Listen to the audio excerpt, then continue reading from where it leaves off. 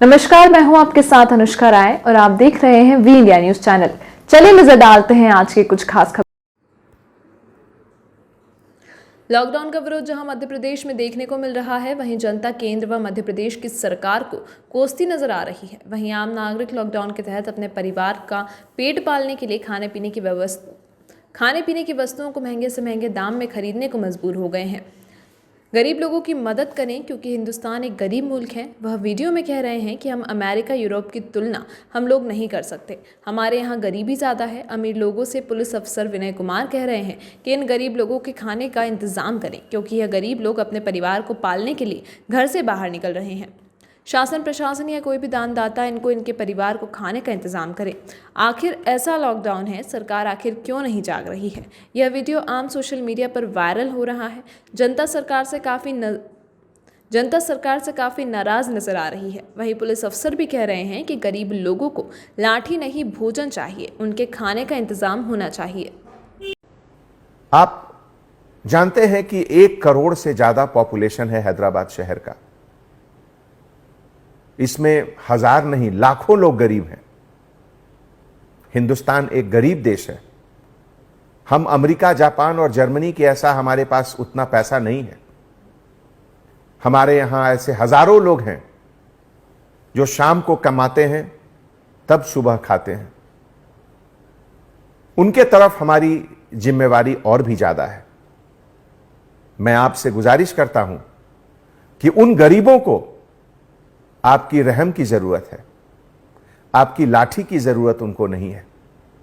ऐसे मौके पे मैं आपसे रिक्वेस्ट करता हूं कि उन गरीबों को लाठी नहीं दिखाएं। शायद वो अपने बच्चों को खिलाने के लिए, उनके लिए कुछ सामान खरीदने के लिए घर से बाहर आए। उन्हें मदद कीजिए, उनको समझाइए और जहां तक संभव हो जीएचएमसी के तरफ से, प्राइवेट डोनर्स के तरफ से अरेंज करके उनको घर दीजिए, उनके घर पे खाना पहुंचाइए। एक भूखा इंसान को अगर खाने की तलाश में वो बाहर निकला है और उसे हम लाठी से मारेंगे तो ये तो बहुत तकलीफ की बात होगी। आपके मेहनत, आपके डेडिकेशन पर पानी फिर जाएगा। हैदराबाद सिटी पुलिस के 10,000 पुलिस ऑफिसर्स इतनी कड़ी मेहनत कर रहे हैं 24 आवर्स, लेकिन अगर 10 पुलिस ऑफिसर गलत जगह लाठी का यूज कर रहे हैं तो ये 10,000 लोगों के मेहनत को खत्म कर देता है। हमारे डियर ऑफिसर्स, जब कभी भी सोसाइटी में, देश में, शहर में कोई मुश्किल आती है, कोई क्राइसिस आता है, तो ईश्वर, अल्लाह इस क्राइसिस को एक अपॉर्चुनिटी के तरह से भी देता है हम लोगों को। अगर एक तरफ ये कोरोना एक क्राइसिस है तो दूसरी तरफ ये कोरोना एक अपॉर्चुनिटी है, एक मौका है। मौका है कि आप अपने दिल में जो रहम है उसको आप बाहर दिखाएं, दूसरे को बताएं कि पुलिस डिपार्टमेंट के अंदर भी एक दिल है और वो दिल उन गरीबों के लिए है जिन्हें आपकी मदद की जरूरत है। कोरोना के समय जो हम लोगों के ऊपर जिम्मेवारी आई है लॉकडाउन की, उसके साथ यह भी जिम्मेवारी है कि हम गरीबों के साथ रहें। मुझे यह देखकर इतनी खुशी होती है कि पिछले 20 दिनों में कम से कम 8 ऐसे पुलिस ऑफिसर हैं, कांस्टेबल ऑफिसर, जो प्रेग्नेंट लेडी को अपनी गाड़ी में बिठाकर हॉस्पिटल ले गए जब वो लोग एडवांस स्टेज ऑफ प्रेगनेंसी का था। इस तरह की वारदात को देखकर हमारी आंख नम हो जाती है। परसों एक विक्टिम को अपने ब्लैंकेट से कवर करके एक कांस्टेबल ऑफिसर ने हॉस्पिटल पहुंचाया। मैं उन तमाम कांस्टेबल ऑफिसर्स को सैल्यूट करता हूं। ऐसे देश में आज इस क्राइसिस के समय खाकी वर्दी जब सामने खड़ा है तो लोगों को उसके प्रति श्रद्धा, उसके प्रति इज्जत, उसके प्रति फक्र होना चाहिए। और मैं गर्व के साथ यह कहता हूं कि आप लोगों के टीम मेंबर होने का मुझे बहुत फक्र है।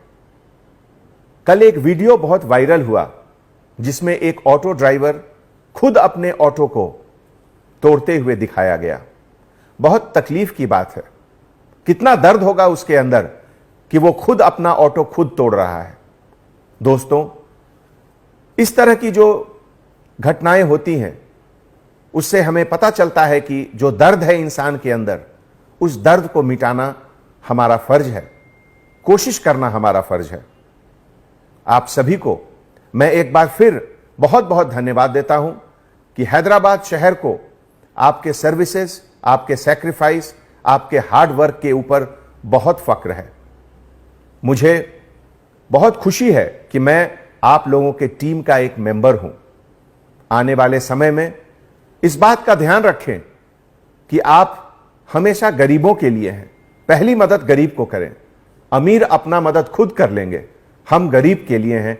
इस बात को दिल में जरूर रखें। बहुत बहुत धन्यवाद। जय हिंद।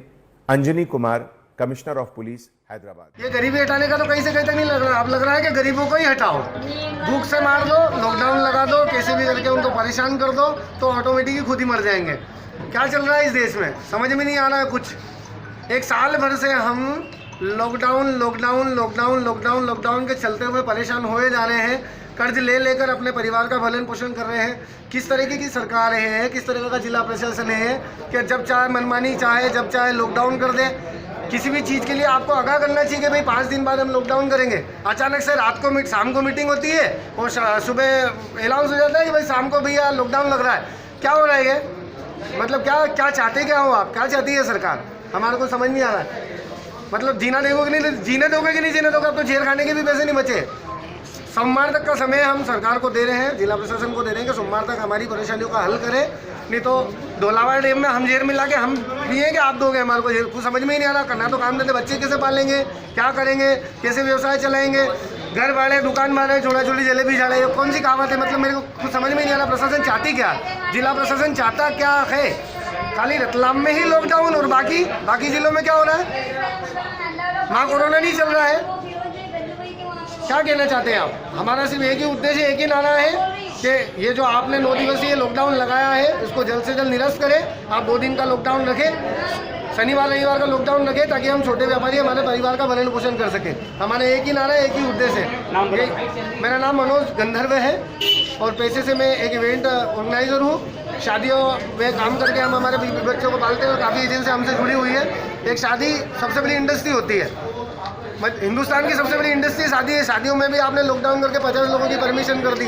अब 50 लोगों में आदमी अपने मेहमानों को बुलाएगा कि हम किसी एजेंसियों को बुलाएगा? किसको पालेगा?